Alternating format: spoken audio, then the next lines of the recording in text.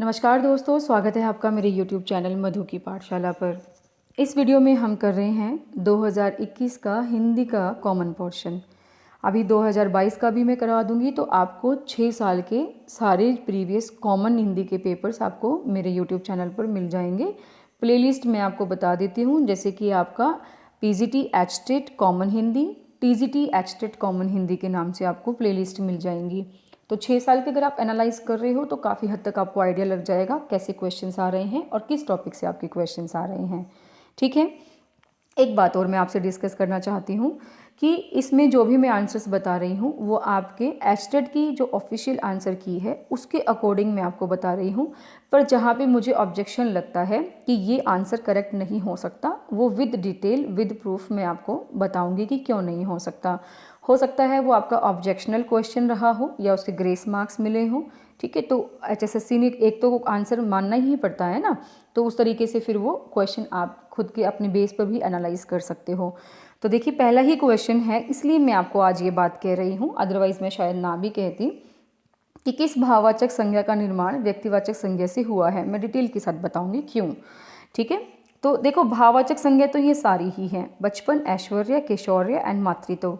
बचपन बना बच्चा से, ठीक है, बच्चा, बचपन, और ये क्या है? बच्चा एक जाति है। ठीक है, व्यक्तिवाचक तो क्या होती है? जहाँ पे स्पेसिफाई कर दिया जाए किसी इंडिविजुअल को या किसी प्लेस को, किसी वस्तु को अगर हम क्या करते हैं, नाम के साथ बुलाते हैं, तो वो हमारे पास व्यक्तिवाचक होता है। ठीक है, तो बच्चा से बचपन, किशोर से किशोर्य। ठीक है, अब किशोर भी क्या है? आपका जातिवाचक है। ईश्वर से ऐश्वर्य, और ईश्वर भी जातिवाचक है।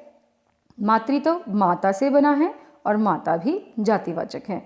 तो ये चारों ही मैंने आपको बता दिए: बच्चा, किशोर, ईश्वर और माता, जो जातिवाचक से क्या बने हैं? भाववाचक बने हैं। तो इसमें कोई ऑप्शन ही नहीं था कि जो व्यक्तिवाचक से भाववाचक बना हो, तो इसलिए मुझे इसमें ऑब्जेक्शन लगा, लेकिन मैंने आपको डिटेल में बता दिया है। आई होप आपको बात समझ आ गई होगी। लेकिन HSSC ने क्या आंसर माना है वो भी मैं आपको बता देती हूँ। ऐश्वर्य जो है इसका आंसर माना है, ऐश्वर्य। ठीक है, क्यों माना है? I don't know. किस विकल्प में संकेतार्थक वाक्य है? संकेत जहाँ पे आपको मिले, प्रियतम मेरा मित्र है, मैं आपको हर सेंटेंस का जरूर बताऊंगी ये कि भाई वो वाक्य कौन सा है। तो आप अपने नोट्स बना रहे हो तो आप उसमें जरूर मेंशन कर लीजिएगा। प्रियतम मेरा मित्र है, ये बिल्कुल एक सिंपल सा सेंटेंस है, लेकिन हिंदी में क्या बोलेंगे इसको? विधानात्मक वाक्य। ठीक है, विधानात्मक वाक्य कहिए, या फिर आप कथनात्मक वाक्य इसको आप कह सकते हो। ठीक है, जहाँ भी सिंपल सेंटेंसेस आते हैं, बिल्कुल बिल्कुल स्टेटमेंट आती है, तो वहाँ पे आपका क्या होता है? कथनात्मक या विधानात्मक वाक्य है। यदि तुम आओ तो मैं चलूँ, अब ये क्या हो गया? ये संकेत वाली बात हो गई। यदि आ जाए, अगर आ जाए, और इसके साथ तो लिखा आता है, तो वो संकेतार्थक वाक्य होते हैं। यदि तुम आओ तो मैं चलूँ, अगर तुम आओगे तो मैं जाऊंगा। तो इस तरीके से अगर आपको मिले तो वो क्या होगा? आपका संकेतार्थक वाक्य होगा। आंसर हमें मिल गया, लेकिन दो ऑप्शन मैं आपको बताऊं: हो सकता है कल मौसम ठीक हो जाए, हो सकता है, संभवतः, शायद, इस तरीके के अगर आपको शब्द मिलते हैं तो वो आपका क्या होता है? संदेहवाचक वाक्य होता है, क्योंकि संदेह हो गया ना, आप क्लियर नहीं हो यहाँ पे जो भी काम हो रहा है उसके लिए, तो संदेह है तो क्या हो गया? संदेहवाचक वाक्य हो गया। राजेश अपना कमरा साफ करो, राजेश अपना कमरा साफ करो, तो ये क्या हो गया? आज्ञा दे रहा है, तो आज्ञात्मक वाक्य हो गया। तो इस तरीके से आपको सारे ऑप्शंस जरूर स्टडी कर लेने हैं प्रीवियस पेपर्स के, जो आपके नेक्स्ट वाले एग्जाम के लिए हेल्पफुल हों। प्रत्यय की दृष्टि से किस शब्द की रचना अनुचित है? प्रत्यय बताना है किसमें गलत लगा हुआ है। मुरेला में, ठीक है, ये एला बिल्कुल ठीक लगा है। कंटीला में कंट प्लस ईला ठीक लगा है। ससुराल में ससुर प्लस आल, ये भी ठीक लगा है। लेकिन विलीन गलत है। क्यों? क्योंकि विलीन का अगर हम विग्रह करेंगे तो वी प्लस लीन बनेगा, जो हमारे पास ईन की मात्रा के लिए गलत दिया हुआ है। अगर हम इसको ल प्लस ईन करते हैं तो इसका कोई मीनिंग नहीं रह जाता है हमारे पास, तो कोई एक मीनिंगफुल वर्ड यहाँ पे होता है, उसके साथ हम प्रत्यय जोड़ते हैं तब उसका मीनिंग चेंज होता है, तो इसलिए ये गलत हो जाएगा। तो प्रत्यय की दृष्टि से जो अनुचित है वो हमारे पास थर्ड है, विलीन। नेक्स्ट है, समास विग्रह की दृष्टि से कौन सा विकल्प उचित है? हमें बताना है किसका विग्रह ठीक किया हुआ है। हथकरघा, हाथों से चलने वाला करघा, ये बिल्कुल ठीक है। हाथों से चलने वाला करघा को हम क्या कहते हैं? हथकरघा कहते हैं। लेकिन अगर और देखें तो भुजग भुजंग होता है, एक तो भुजग नहीं होता, ये वैसे भी गलत लिखा हुआ है। और ये क्या होता है कि भुजा के बल जो है चलने वाला, भुजंग जिसको हम कहते हैं, भुजा के बल चलने वाला या गमन करने वाला, जैसे सांप होता है, ठीक है, उसको बोला जाता है भुजंग। देशभक्ति, देश के लिए भक्ति होती है, ना कि देश के द्वारा भक्ति होती है। पशु बलि, पशु की बलि है, ठीक है, पशु की बलि, पशु के लिए बलि थोड़ी ना देते हैं, या तो किसी देवी देवता को खुश करने के लिए देते हो तो पशु की बलि दी जाती है, ना कि पशु के लिए दी जाती है। तो इसलिए तीनों का इनका विग्रह गलत हो गया, इसलिए हमारे पास क्या आएगा, हथकरघा, हाथ से चलने वाला करघा आपका सही है। उचित ही पूछा था, उचित हमें बताया था। निम्न में से कौन सा शब्द अनु उपसर्ग से निर्मित नहीं है? देखिए, आनुपातिक को अगर हम तोड़ें तो अनु प्लस पात प्लस इक, ये हमारे पास क्या हो जाएगा, इसका विग्रह हो जाएगा, ठीक है। तो अनु से तो बना ही है, इसलिए अनु से ये अनुपातिक बना है।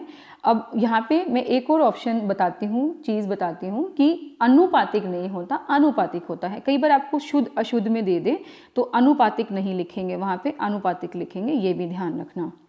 अनुदात, अनुदात मतलब किस में हो जाएगा, अनु प्लस उदात आ जाएगा। तो अन प्लस उदात होता है, ना कि अनु प्लस उदात होता है। न में हलंत है तो ये क्या बना देगी, न और इसमें उ मिलकर के अनु बना देगा इसे, ठीक है। तो अनु गलत हो जाएगा, अन से बना है, अन प्लस उदात। तो ऑप्शन हमारे पास यही हो गया कि अनु उपसर्ग से निर्मित नहीं कौन सा है, अनुदात है।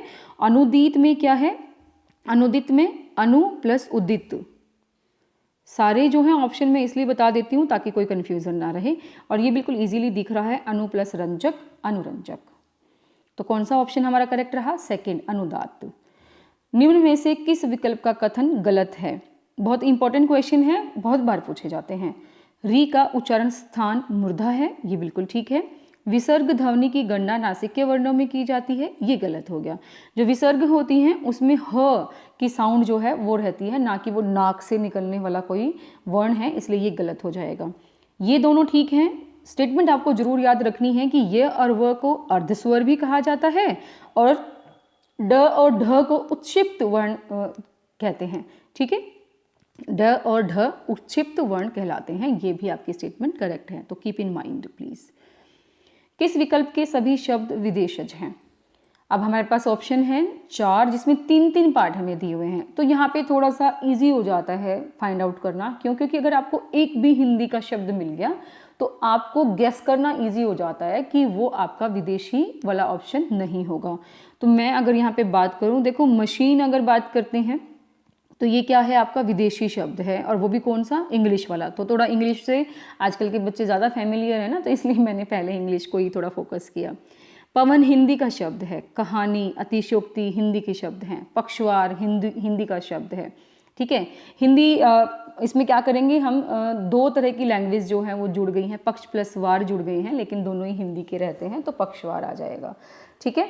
अब इसमें क्या रहा, तीनों हिंदी के हो गई, तो इसलिए हमारे पास इसमें ऑप्शन खत्म हो गया, लास्ट बच गया हमारे पास। तो वो भी पता होना चाहिए कि किस्सा और हमला दोनों क्या हैं, फारसी शब्द हैं। फारसी इसको बोला जाएगा क्योंकि फा के नीचे क्या आ रहा है, नुक्ता आ रहा है, फारसी शब्द है। स्कूल आपका इंग्लिश का शब्द है, ठीक है, तो इसलिए आपको ये ध्यान रखना है। और की अगर बात करूं तो लाजवाब आपका अरबी शब्द रहेगा, कारीगर आपका फारसी शब्द रहेगा, मुमकिन आपका फिर से अरबी शब्द रहेगा। तो थोड़ा सा पढ़ लेना इनको, एक बार भी गो थ्रू कर लोगे ना तो थोड़ा थोड़ा आइडिया लग जाता है। और ये चीज़ें ना एक बार में शायद ना भी आए, तो आप कोशिश किया करो कि एक लेसन आपने कर लिया तो एक बार फिर से इनको पढ़ लिया, दूसरा लेसन किया तो फिर से इनको पढ़ लिया, तो धीरे धीरे फिर आपके बिल्कुल ईजिली याद हो जाएंगे ये। क्वेश्चन नंबर 38 क्या कहता है, पर्यायवाची शब्दों के संदर्भ में असंगत विकल्प चुनिए, ठीक है। असंगत बताना है, जो मैच नहीं हो रहा है। तो इसमें भी वही चीज़ मैं आपको बोलूँगी कि अगर थोड़ा सा भी हिंट आपको कहीं से मिल जाए तो वही हमारा ऑप्शन करेक्ट हो जाता है। जीभ, वाचा, रसना, वाणी, अहंकार, दंभ, दर्प, मद, किरण, रश्मि, मयूख, प्रभा, एंड कौवा, प्रियक, मधुदूत, अतिसौरभ। मैंने ये सारे इसलिए पढ़ दिए कि कहीं ना कहीं आपके माइंड में भी आ जाएगा कि इसमें कौन सा ऐसा शब्द है जो थोड़ा थोड़ा मैच उसके साथ नहीं कर रहा। तो मुझे तो अतिसौरभ मिल गया। अतिसौरभ में क्या होता है, ये आम को कहा जाता है। अति सौरभ, ठीक है, बहुत मीठा, मधुर दूध, मीठा। तो इस तरीके से वो किसके लिए यूज़ किया जाता है, आम के लिए यूज़ किए जाते हैं दोनों शब्द। मुझे यहाँ से मिल गया, तो कौवा के लिए ये जो है शब्द नहीं यूज़ किए गए थे, इसलिए हमारे पास फोर्थ ऑप्शन अनुचित आ गया। इसने यही बोला था कि असंगत निकालिए, असंगत विकल्प। बाकी आप याद कर लीजिए, इनके लिए ये सारे सही दिए हुए हैं, तो नेक्स्ट में क्या पता काम आ जाए। जीभ, वाचा, रसना, वाणी, अहंकार, दंभ, दर्प, मद, अहंकार, घमंड, है ना, किरण, रश्मि, मयूख, प्रभा। चलिए नेक्स्ट क्वेश्चन है, किस वाक्य में परिमाणवाचक विशेषण का प्रयोग हुआ है। जहाँ पे परिमाण की बात आती है वहाँ पे नाप तोल की बात आ जाती है। नाप तोल का अगर आपको विशेषण मिले तो समझ लीजिएगा वो परिमाणवाचक विशेषण है। मैं नीली कमीज नहीं पहनता, तो यहाँ पे नीली जो है वो उसका गुण बता रही है, कैसी कमीज है, नीली है। खेल का मैदान लंबा है, मैदान कैसा है, लंबा है, ये भी मैदान का गुण बता रहा है, ठीक है। दिनेश अच्छा गायक है, गायक कैसा है, अच्छा है, ये भी गायक की विशेषता गुण वाली है। बच गया क्या, इस बार बारिश में बहुत ओले गिरे। अब यहाँ पे हमारे पास क्या आया, बहुत। बहुत किसको बता रहा है, कम ज़्यादा, नाप तोल को बता रहा है ना, बहुत ज़्यादा, यानी कि ये क्या हो गया हमारे पास, परिमाणवाचक विशेषण हो गया किसका, ओले का। ओले कितने गिरे, बहुत गिरे, परिमाणवाचक, इसलिए सेकंड ऑप्शन क्या आ गया, करेक्ट आ गया। विपत्ति के समय थोड़ी सहायता भी बड़ी होती है, उक्त भाव की व्यंजक लोकोक्ति चुनिए। अब ये तो बिल्कुल इजी है, विपत्ति के समय थोड़ी सहायता भी बड़ी होती है, यानी कि डूबते को तिनके का सहारा, फर्स्ट ऑप्शन ही हमारा करेक्ट आ गया। बाकी के आंसर आप मुझे कमेंट बॉक्स में जरूर बताइएगा। अगर आप लोग मुहावरे लोकोक्तियाँ याद कर रहे हैं तो आप एक बार में पढ़ते ही उसका आंसर दे सकते हैं, तो आप मुझे कमेंट बॉक्स में जरूर बताइएगा। चुपड़ी और दो दो, 4 दिन की चांदनी, फिर अंधेरी रात, आम के आम, गुठलियों के दाम। किस वाक्य में सर्वनाम संबंधिनी अशुद्धि है। हमें बताना है कि कौन सा सेंटेंस ऐसा है जिसके अंदर सर्वनाम गलत लिखा हुआ है। तुम्हारी पुस्तक यह नहीं वह है। अब यह वह जो आपका रहता है वो सर्वनाम रहता है, और ये 2 जगह यूज़ किया जाता है, एक तो निश्चयवाचक में और एक पुरुषवाचक में।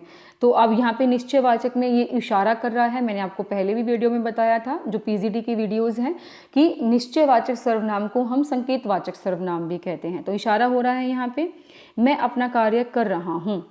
मैं, एक तो क्या हो गया, मैं, इसमें पुरुषवाचक आ गया, और अपना कर रहा हूँ, अपना कार्य कर रहा हूँ, तो उसमें ये रहेगा निजवाचक सर्वनाम रहता है।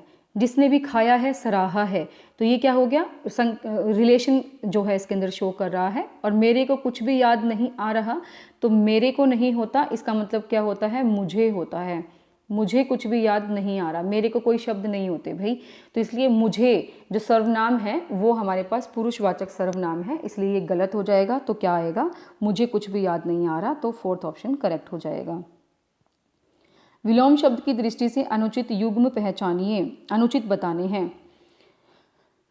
फर्स्ट है बद नेक, बद नेक। दूसरा है हमारे पास दुश्चरित्र, निश्चरित्र। देखो दुश्चरित्र जो होता है वो सच्चरित्र के साथ जो है उल्टा होता है। सत्चरित्र, जिसका चरित्र क्या हो, अच्छा हो, सत्चरित्र बोला जाएगा, ठीक है। तो इसलिए हमारे पास ये गलत हो गया। दुष्चरित्र का क्या रहेगा, सच्चरित्र रहेगा। विस्तृत, संक्षिप्त, विस्तृत मतलब बड़ा और संक्षिप्त मतलब छोटा, समरी टाइप से। मधुर, प्यारा, और जैसे कि सॉफ्ट तरीके से, जेंटल तरीके से कुछ कहा जाए। कटु मतलब गलत तरीके से, चुभने वाले तरीके से कहा जाए। बद गलत होता है, नेक अच्छा होता है। जैसे कहते हैं ना बदनाम है या नेक काम है, तो वो चीज़ आ गई। तो उसके लिए हमारे पास ये ऑपोजिट ठीक थे, लेकिन दुष्चरित्र का सच्चरित्र आना था, इसलिए ये गलत हो गया। बुरा चरित्र, अच्छा चरित्र। क्रिया के संबंध में कौन सा युग्म अनुचित है। भिखारी सड़क पर चिल्ला रहे थे। अब देखो इसने बोला कि कहाँ चिल्ला रहे थे, क्यों चिल्ला रहे थे, कैसे चिल्ला रहे थे, ये हमारा कोई मतलब नहीं होना चाहिए। भिखारी चिल्ला रहे थे, यहाँ पे अगर हम देखते हैं तो हमें मिल रहा है कि ये हमारे पास क्या था, एक अकर्मक क्रिया का एक एग्जाम्पल था। तो सड़क पर वगैरह कहीं भी लिखा हो तो कोई फर्क नहीं पड़ता, तो ये ठीक है, अकर्मक क्रिया है। राधा श्याम को पत्र लिखती है। राधा और श्याम दो हमारे पास क्या लिख दिए, इसने कर्म लिख दिए, द्विकर्मक क्रिया हो जाएगी। नहीं, राधा तो कर्ता हो गया, श्याम को पत्र लिखती है, और पत्र किसको क्या लिखती है, पत्र लिखती है। तो ये हमारे पास क्या हो गया, द्विकर्मक क्रिया हो गई। क्या हो गई, द्विकर्मक क्रिया हो गई। बगीचे में मोर नाच रहा है। इसमें हमारे पास क्या लिखा है, इसने सकर्मक क्रिया लिखा है। क्या रहेगा, सकर्मक क्रिया। ये क्या है, जैसे कि पूर्वकालिक क्रिया होती है कि बगीचे में मोर नाच रहा है। बगीचा क्या हो गया, जैसे कि आप कहें कर्ता हो गया, मोर नाच रहा है, ये हमारे पास कर्ता हो गया। कहाँ नाच रहा है ये हमें मतलब नहीं होना चाहिए, तो ये सकर्मक क्रिया नहीं हुई। ठीक है, ये सकर्मक क्रिया नहीं हुई और इस वजह से हमारे पास क्या हो गया यहाँ पर, हाँ, थर्ड जो है इसका आंसर रहेगा कि ये वाली क्रिया इसके साथ मैच नहीं कर रही। अगर मैं इसमें थोड़ा सा और मॉडिफाई करूँ तो आप इसको थोड़ा ब्रेक डाउन करके देखेंगे, मोर नाच रहा है तो अलग से एक सेंटेंस बन रहा है, बगीचे में नाच रहा है ये इतना इंपॉर्टेंट है नहीं इसके लिए। अगर हमारे पास कर्म होता उसके अंदर तो वो उसके लिए सेंटेंस को कंप्लीट करने में हेल्पफुल होता। ठीक है, वह विद्यालय से आकर खाना खाएगा, और जब इस तरह की कोई चीज़ आती है, खाकर, पीकर, दौड़कर, बैठकर, तो वो आपकी पूर्वकालिक क्रिया होती हैं, ये भी आपका ठीक है। तो इसलिए हमारे पास क्या हुआ, राधा श्याम को पत्र लिखती है, ये द्विकर्मक है, श्याम और पत्र हमारे पास द्विकर्मक आ गए। ठीक है, और बगीचे में मोर नाच रहा है ये सकर्मक नहीं है, तो थर्ड ऑप्शन हमारा अनुचित आ जाएगा इसका। आई थिंक समझ आ गया होगा, मैं थोड़ा सा इसमें बोलने में थोड़ा पजल हो गई। ठीक है, इसलिए थोड़ा सा प्लीज़ इग्नोर कर देना उस चीज़ को।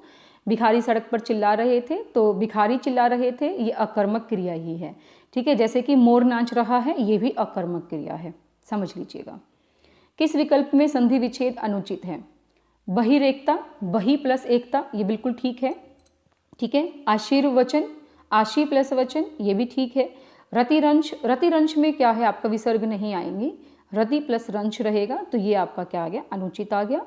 तपश्चर्या और तपह प्लस में चर्या, ये बिल्कुल ठीक है क्योंकि वो आधा श बना देती है उसके अंदर जो विसर्गें रहती हैं, तो ये बिल्कुल ठीक है। तो इसलिए थर्ड को ऑप्शन जो रहेगा वो अनुचित रहेगा संधि विच्छेद के अकॉर्डिंग।